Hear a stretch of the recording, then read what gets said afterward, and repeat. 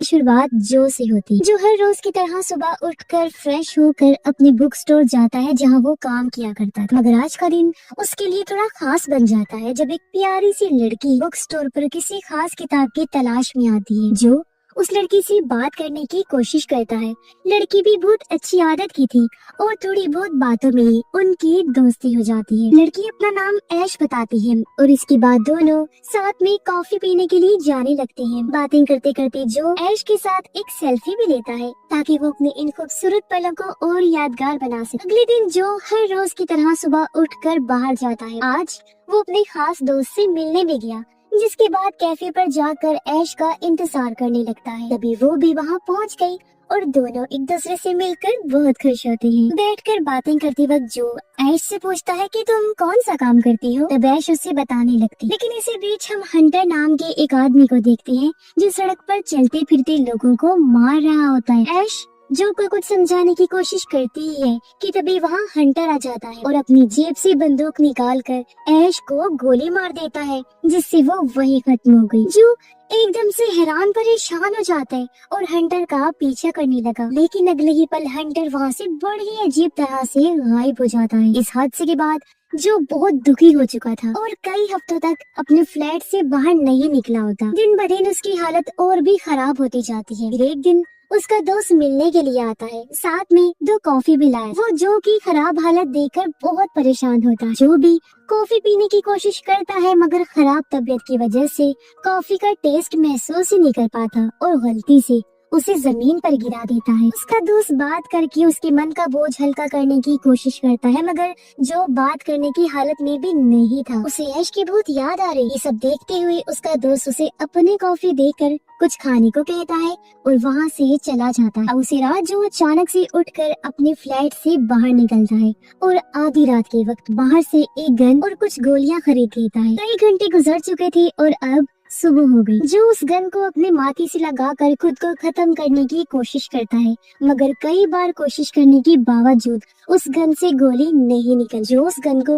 अपने सोफे पर जला देता है, मगर इस बार गन से गोली निकल जाती। जो के घर में मौजूद एआई असिस्टेंट पुलिस को कॉल करने वाली होती है, लेकिन जो उसे ऐसा करने से मना कर देता है। वो एक बार फिर खुद पर गोली चलाने की कोशिश करता है, मगर इस बार भी गन से गोली नहीं निकली। जो ने परेशान होकर अपने फ्लैट का ग्लास तोड़ दिया और वहाँ से कूद जाता है। मगर हैरानी वाली बात ये थी कि शीशे के टुकड़ों समेत जो हवा में ही लटका रह जाता है। अचानक से उसकी आंख अपने बिस्तर पर खुली और घर की सारी चीजें वैसी की वैसी ही पड़ी होती हैं। जो ये सब देखकर परेशान हो जाता है और उसे कुछ भी समझ नहीं आता कि आखिर मेरे साथ ये हो क्या रहा है। तभी उसकी एआई असिस्टेंट कहती है कि तुम्हारे फोन पर ऐश के अर्जेंट मैसेजेस आ रहे हैं, मगर ऐश तो कब की मर चुकी थी। जो उन्हें पुराने रिकॉर्डेड मैसेजेस समझकर नजरअंदाज कर देता है और घर से बाहर चला जाता है। रास्ते में चलते वक्त वो पास से गुजर रही एक लड़की का चेहरा देखता है जो अजीब तरह से ग्लिच कर रहा था, जैसे उसमें कोई खराबी हो और वो किसी स्क्रीन की तरह लग रहा था। इन सब के बाद जो सीधा अपने दोस्त के पास गया और उसे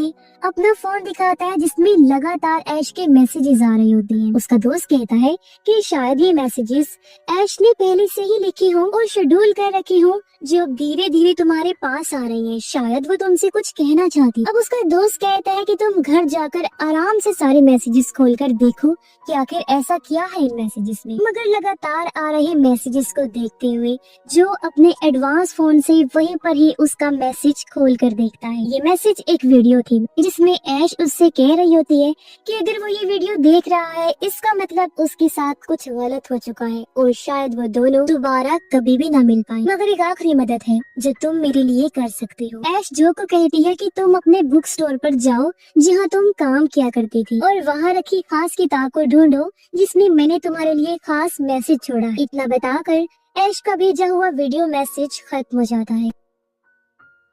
अब हम देखते हैं कुछ लोग जो कि हर एक हरकत पर बड़ी ही बारीकी से नजर रख रहे हैं। इसके बाद जो सीधा अपने बुक स्टोर गया जहां वो अपनी कोलीग से उसके लिए आई हुई कोई बुक या पार्सल के बारे में पूछता है। उसकी कोलीग उसे एक रेड कलर की बुक देती है। उस बुक को लेकर जो स्टोर से बाहर निकल जाता है। बाहर उसने जैसे बुक को खोला उसमें सिर्फ एक लव लेटर था जो जैसे उसे पढ़ता है अचानक से उसे झटका लगा, जिसके बाद वो वहाँ से अपने घर के लिए जाने लगता है। मगर तभी एक आदमी उसका पीछा करना शुरू कर देता है। अब हमें दिखाया जाता है कि जिस दुनिया में जो रह रहा है वो सिर्फ एक वीडियो गेम है जिसमें नकली दुनिया बनाई हुई है, जिसका कंट्रोल किसी बड़ी कंपनी के पास होता है और इस दुनिया को डिजिटल दुनिया कहें। वो लोग इस डिजिटल यूनिवर्स में अपने दो आदमियों को भेजते हैं ताकि वो दोनों मिलकर जो को खत्म कर सके। इसलिए कंपनी के अब दोनों लोग ही जो का पीछा करते करते उसकी बिल्डिंग तक पहुंच जाते। जो को शक हुआ कि कोई उसका पीछा कर रहा है। वो अपने फ्लैट में घुसकर दरवाजा बंद करने की कोशिश करता है, लेकिन वो आदमी अपने पैरों से दरवाजे को ब्लॉक कर देता है, यानी कि दरवाजा बंद नहीं हो सकता था। आदमी अंदर घुस गया, जो उस पर गोली चलाने की कोशिश करता है, लेकिन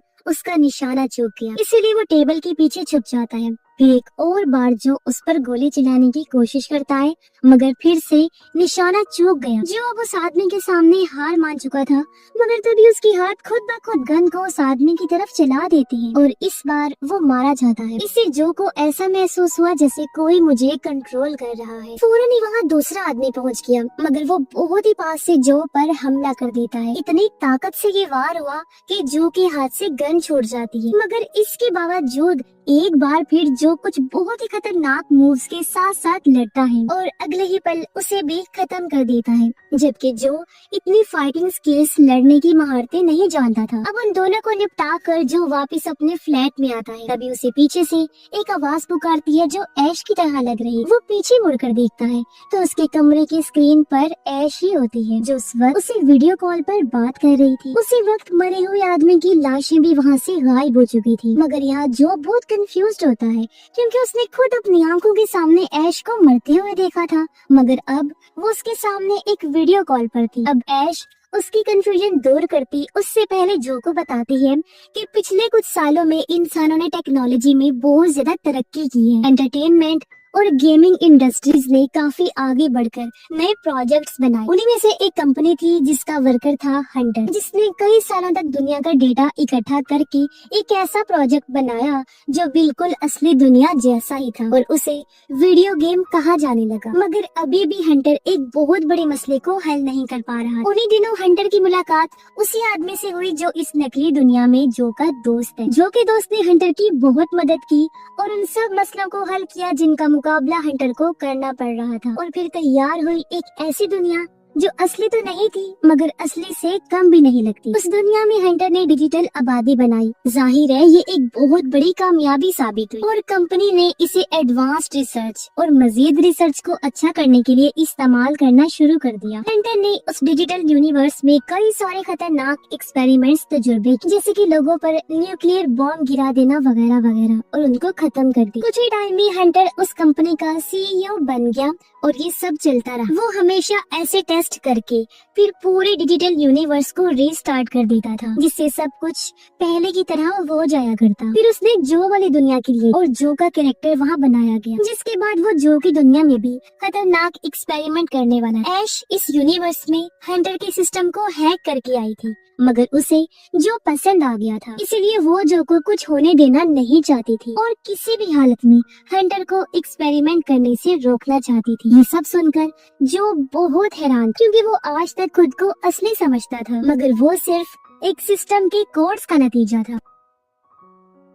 अब ऐश जो को हंटर की तस्वीरें दिखाती है और बताती है कि ये वही इंसान है जिसने उस दिन मुझे शूट करके मार दिया था जब मैं तुम्हारे साथ। और हंटर के साथ वो जो के दोस्त की तस्वीरें भी दिखाती है और बताती है कि तुम्हारे दोस्त ने शुरुआत में हंटर का साथ दिया, मगर बाद में उसकी हरकतों से परेशान होकर उसने हंटर के साथ काम करना बंद कर दिया और कहीं गायब सा हो गया। अब ऐश को उस सिस्टम से कुछ डेटा निकालने की जरूरत थी, मगर उसे मदद चाहिए थी जो सिर्फ जो का दोस्त ही कर सकता था। अब हम देखते हैं हंटर की टीम में काम कर रही लड़की को, जो उसकी मैनेजर थी। वो हंटर से बहुत नाखुश, क्योंकि हंटर बार बार सिस्टम में छेड़छाड़ कर रहा था और सिस्टम के असूलों को तोड़ रहा था। मगर हंटर को किसी भी चीज की कोई परवाह नहीं थी, उसे सिर्फ अपने एक्सपेरिमेंट से मतलब था। अब हंटर मैनेजर लड़की से कहता है कि जिस लड़की को मैंने डिजिटल यूनिवर्स में गोली मारी थी उसे इस असल दुनिया में ढूंढ कर लेकर आओ। जो सुनकर मैनेजर वहाँ से चली जाती है। उसने दरअसल ऐश की बात की होती है। जो का दोस्त जब देखता है कि ऐश और जो को मेरी जरूरत है, तो वो ऐश को कॉल करता है और उससे बात करने लगा, मगर ज्यादा बात हो पाती इससे पहले ही जो के दोस्त को किसी वजह से कॉल कट करनी पड़ती है। अब ऐश असली दुनिया में जहाँ रह रही थी वहाँ कुछ लोग अजीब से मास्क पहनकर घुस जाते हैं। तब किसी तरह ऐश घर से बाहर निकल जाती है, मगर एक ड्रोन उसका पीछा करना शुरू कर देता है। उन सब से किसी तरह बचकर ऐश जो के दोस्त की बताई हुई जगह पर पहुँचती है, जो उसका घर। जो का दोस्त उसे कहता है कि तुम्हारे साथ जो भी हथियार मौजूद हैं उन्हें बाहर छोड़ कर आओ। तब ऐश दिखाकर कहती है कि मेरे पास बस एक छोटा सा चाकू ही है। तो वो ऐश को घर के अंदर बुला लेता है,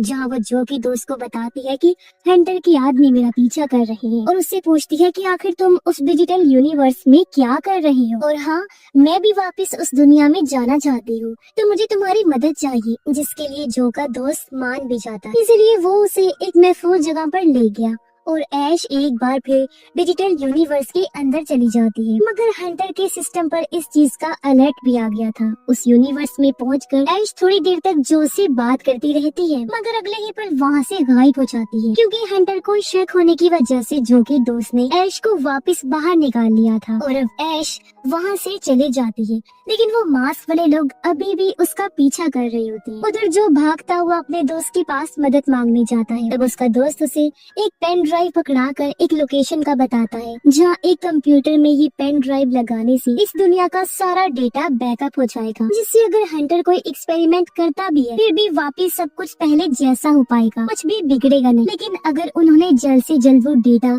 सर्वर पर अपलोड नहीं किया यानी के सिस्टम पर, तो उन्हें किसी बड़ी मुश्किल का सामना करना पड़ सकता है। अब असल दुनिया में ऐश का पीछा कर रहे लोग उस पर हमला करना शुरू कर देते हैं, तो वो कहीं जाकर छुप जाती। वहीं दूसरी तरफ जो अपने घर से गन और गोलियां लेता है और अपने एआई असिस्टेंट को उसकी आज तक की सारी मदद के लिए शुक्रिया कहकर वहाँ से निकल जाता है। अब ऐश उसका पीछा कर रहे आदमियों में से एक को पकड़ लेती है और बुरी तरह उसे पीटने लगी। उससे कोई खास जानकारी निकलवाने की कोशिश करती है, मगर वो कुछ भी नहीं बताता। और आगे जाने पर एक आदमी ऐश पर अचानक से हमला कर देता है, जिससे वो बेहोश हो गई। ऐश की जब आँख खुली तो वो खुद को हंटर के ऑफिस में पाती है और लोगों ने उसका हथियार भी छीन लिया।